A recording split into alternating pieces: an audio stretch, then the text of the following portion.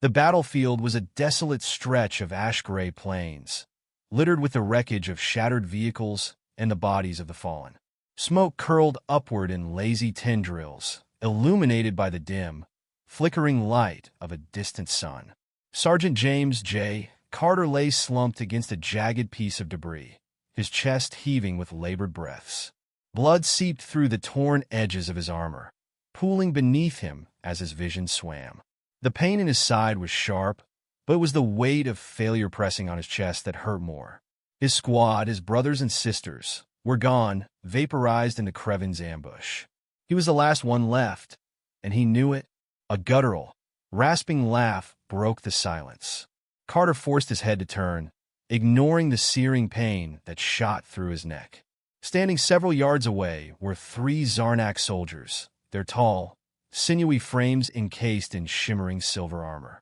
The leader, his elongated skull ridged with prominent bony spines, gestured dismissively at Carter with one of his 4-fingered hands. "This is what humans bring to the war," the Zarnak commander sneered, his voice clicking with the alien cadence of his species. "A single, fragile body that falls apart under pressure. How pitiful!" The others laughed, their voices sharp and cruel, echoing through the battlefield like nails scraping metal. Carter clenched his fists, his fingers digging into the dirt beneath him. He wanted to shout, to lash out, but his strength was spent. All he could do was glare at them, his jaw tightening as their laughter cut deeper than any physical wound. The Zarnak commander stepped closer, crouching low to meet Carter's gaze. His cold, violet eyes radiated condescension. "Do you know what they call your kind? Human? Expendables. Tools. You are cannon fodder to us, no more than insects scrambling beneath our feet." Carter spat blood onto the ground, refusing to look away. "And yet here I am still breathing." The commander's smile curled into a sneer. "For now." He stood, his long limbs moving with effortless grace. "We have no need for dead weight. You'll perish soon enough, and the galaxy will be no poorer for it." One of the other Zarnak tossed a small medkit onto the ground near Carter, its contents rattling inside. "Here," the alien said, his tone dripping with mockery. "A gift so you can die slower." Their laughter swelled again, ringing in Carter's ears as they turned and strode away, their forms vanishing into the haze of smoke. He watched them go, every ounce of his pride and fury burning in his chest. He wasn't just angry at them. He was angry at himself. Angry for being helpless, for letting his squad down, for being reduced to this. He reached for the medkit, his fingers trembling as he fumbled it open. Inside, he found a small vial of coagulant gel and a pain suppressor, both barely enough to stabilize him. Gritting his teeth, he applied the gel to the wound on his side, biting back a groan as the stinging subsided into numbness. The suppressor's effects were immediate, dulling the sharp edges of his agony and clearing his mind just enough for him to think. Carter scanned his surroundings. The Zarnak had left him to die, assuming the Kreven patrols would finish the job. He knew he couldn't stay here. His current position was too exposed, and his chances of survival dwindled with every passing minute. Slowly, painfully, he dragged himself to his feet, leaning heavily on the twisted remains of a Kreven hovercraft for support. His boots crunched against the scorched ground as he staggered forward, each step an act of defiance against the weight of his injuries. The Zarnak thought him weak. They thought all humans were weak. But Carter knew better. Humanity had been underestimated before, and time and again, they had proven their resilience. He would do it again, even if it killed him. As he moved, Carter's gaze fell on the wreckage scattered around him. Among the debris, something caught his eye, a faint, pulsing blue light emanating from a partially buried object. His heart quickened. Kreven tech. He knelt beside it, his fingers brushing away the ash to reveal a sleek, metallic device. It was unlike anything he'd seen before, its surface etched with alien glyphs that glowed faintly as he touched them. He didn't fully understand what it was, but he knew enough to recognize its importance. The Krevens didn't leave tech like this lying around without a reason. Whatever it was, it could be a game changer, and it was his now. Carter gritted his teeth and hoisted the device onto his back, its weight pressing down on his already strained body. Every step forward felt like a marathon, but he refused to stop. Images of the Zarnak commander's smug face filled his mind, fueling his determination. They had laughed at him, mocked him, written him off as a casualty, but they didn't know what he was capable of. The landscape blurred into a haze of smoke and shadows as Carter pressed on, his body screaming for rest. He didn't know where he was going, only that he needed to survive. He needed to live, not just for himself, but for the men and women he'd lost, for the dignity of humanity, tarnished by the arrogance of their so-called allies. Hours passed, or maybe it was minutes. Time had lost its meaning. Carter finally collapsed in the shadow of a jagged rock formation, his body too exhausted to carry him any farther. He clutched the Kreven device tightly, its blue light casting an eerie glow on his blood-streaked face. As the darkness closed in around him, Carter made a silent vow. The Zarnak would pay for their arrogance, and the Krevens would rue the day they underestimated Earth. He didn't know how yet, but he would find a way. Humanity had been knocked down before, but they always got back up. And so would he. His vision faded, and the battlefield grew quiet once more. But even as unconsciousness claimed him, a spark of defiance burned within him, unyielding and unbroken. When James Carter woke, the world was a haze of muted colors and faint vibrations. His body felt heavier, as though gravity itself had doubled its hold on him. Blinking through the fog in his vision, he saw the faint glow of the Kreven device resting beside him, its pulsing blue light steady and rhythmic, like a heartbeat. It had saved him, he was sure of it.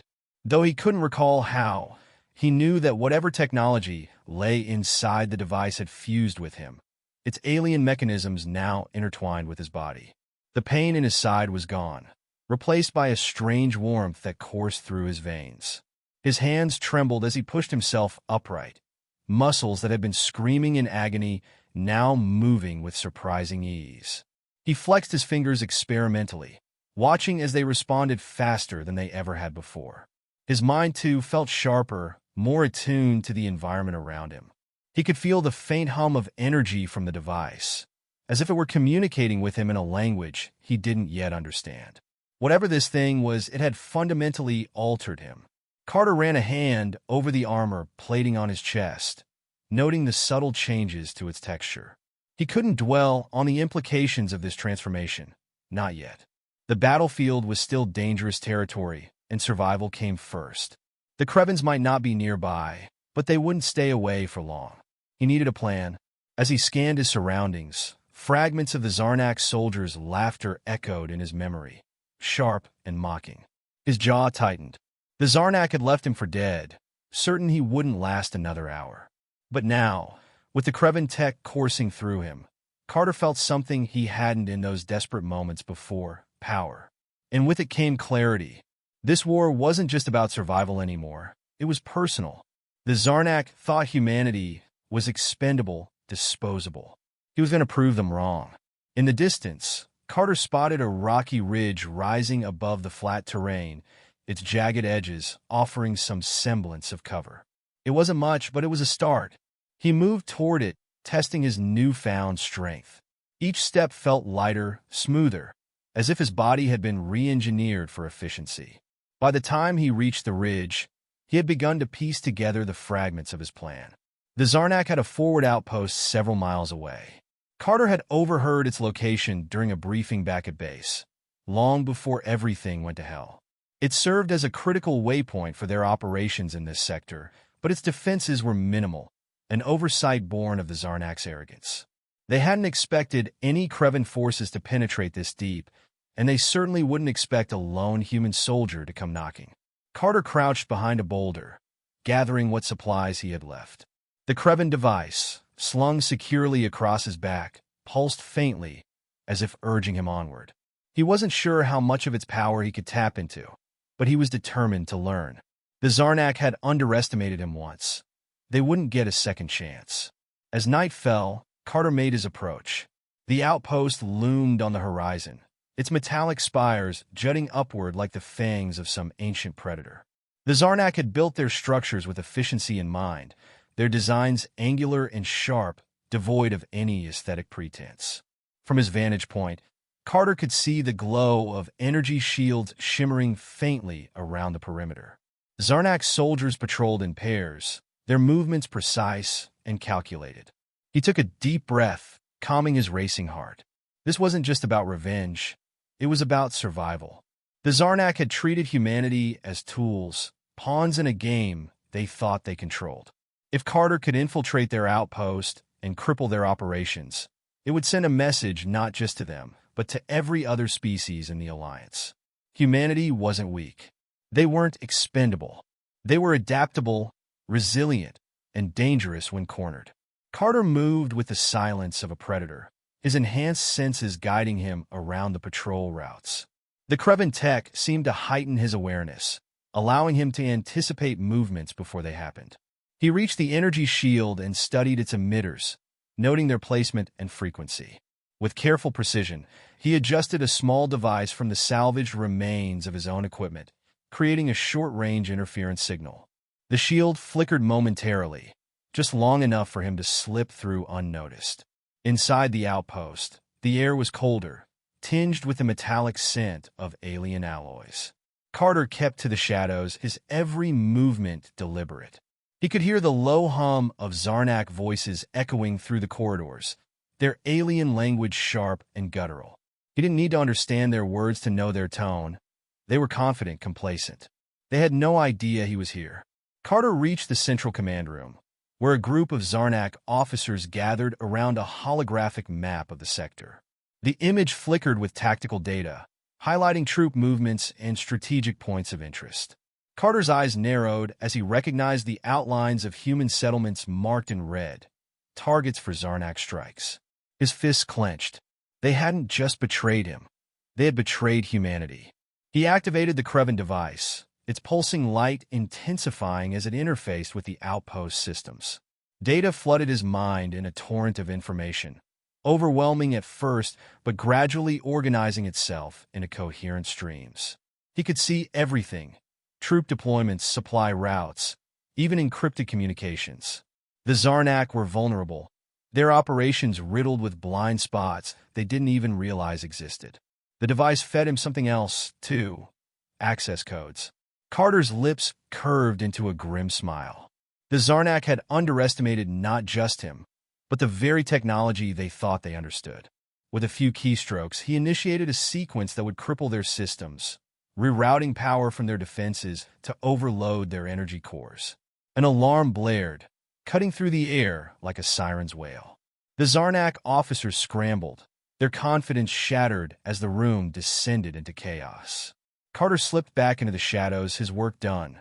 As he exited the outpost, explosions rippled through the structure, sending plumes of fire and debris into the night sky. From a safe distance, Carter watched as the outpost collapsed, its spires crumbling into ruins. His chest heaved with a mix of exhaustion and exhilaration.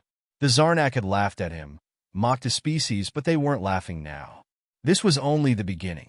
The aftermath of Carter's strike echoed in his ears as he moved silently through the darkened landscape, each step a measured calculation. The night air was thick with the scent of burning metal and scorched earth, the remains of the Zarnak outpost smoldering in the distance. The device on his back pulsed steadily, a constant reminder of the strange, alien power coursing through his veins. He had crippled their operations, but he knew this was only a fraction of what needed to be done. The Zarnak had underestimated humanity before, but now they had underestimated him. By dawn, Carter had already made contact with the human command center, a small, covert base nestled deep in the mountains, far from prying eyes. The leaders of Earth's forces had been skeptical of his survival, much less his ability to infiltrate the Zarnak stronghold. But Carter's report was clear. The Zarnak were weak, vulnerable. They had failed to account for humanity's resilience, and that failure had cost them.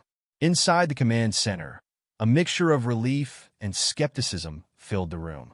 General Jessica Rios, the stern leader of Earth's defense, leaned over a holographic map, her fingers tracing the locations of the Zarnak's remaining strongholds. "You're telling me you've not only survived, "But you've taken down their forward command center?" she asked, her voice low but sharp. "On your own?" Carter nodded, his gaze fixed on the map. The Zarnak were too confident, too sure of themselves. They didn't even know I was there until it was too late. General Rios studied him closely, her expression unreadable. "And this?" She gestured toward the device on his back. "This Kreven tech. It's what made you capable of doing this?" "It's more than just tech," Carter replied, his voice steady despite the whirlwind inside him. "It's a weapon, a tool, and I've only scratched the surface of what it can do." The Zarnak thought they were the apex predators in this war, but they've forgotten what humanity can accomplish when we're pushed to the edge. The general paused, clearly weighing his words. She glanced back at the map, her fingers pausing over the location of the Zarnak's remaining forces. "Then we take the fight to them," she said, determination in her eyes. "You've given us the opportunity. We won't waste it." Carter didn't hesitate. He had fought for this, fought for humanity to be seen as more than just cannon fodder. But it was clear to him now that this war was bigger than just proving a point. The Krevens, the Zarnak, and every other species watching from the sidelines would remember this. Humanity would never be underestimated again. The plan was set into motion with military precision. Carter worked alongside Earth's top strategists, using the data he had gathered from the Zarnak outpost to dismantle their remaining operations one by one. The Kreven device on his back was integrated into the command systems of Earth's fleet, its technology now helping to guide humanity's forces in ways they hadn't imagined before. As the days passed, the momentum shifted. The Zarnak, caught off guard by the sudden wave of human-led offensives, scrambled to adapt. But their arrogance had already cost them. Their networks were crippled, their communications intercepted, and their once pristine military strategies in disarray. Carter, now leading a small task force of elite soldiers, spearheaded each strike, using his newfound abilities to outmaneuver the enemy at every turn. Word of his successes spread quickly, and soon, Earth's forces were not only gaining ground, but were feared. Carter's name became a symbol of defiance, a reminder that humanity would not be silenced, that they were a force to be reckoned with. But amid the victories, Carter couldn't shake the feeling that the war was far from over. The Krevens, though reeling from their setbacks, were still a threat, and the Zarnak, though humbled, were not yet broken. It wasn't until he received a covert message from General Rios that the true scale of the war's next chapter began to unfold. The Zarnak had retreated into their home systems, regrouping and reinforcing their forces. They were preparing for a final push, one that would test everything humanity had fought for. Carter stood on the bridge of the flagship, the massive holographic map of the galaxy projected before him. General Rios stood beside him, her face set in grim resolve. "This is it, Carter," she said quietly. "The Zarnak are preparing to launch an all-out assault on Earth. They've gathered their fleets, and they're coming for us." He studied the map, his mind racing. "They'll hit us hard," he said, more to himself than to anyone else. "But they don't realize that we've already beaten them. The key is to strike first, take the fight to their doorstep like we did with the outpost." Rios nodded. "We can't afford to wait any longer. Earth's forces are ready, but we need you. We need your knowledge of the Kreven tech and your experience infiltrating their defenses." Carter's thoughts flickered back to the Zarnak, their mocking laughter, their disdain for humanity. He had seen firsthand how fragile their confidence was, how quickly their empire could crumble when faced with true opposition. He wasn't going to give them the chance to regroup. The galaxy might have underestimated humanity once, but that was a mistake they wouldn't make again. "You've got it," Carter said, his voice resolute. "We take the fight to them. We finish it." The final assault was nothing short of relentless. Carter's squad, equipped with the full force of Earth's military might, breached Zarnak-controlled systems with a precision that left their enemies scrambling.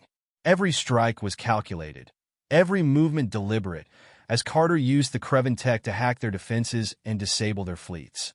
The Zarnak, already stretched thin, couldn't withstand the onslaught.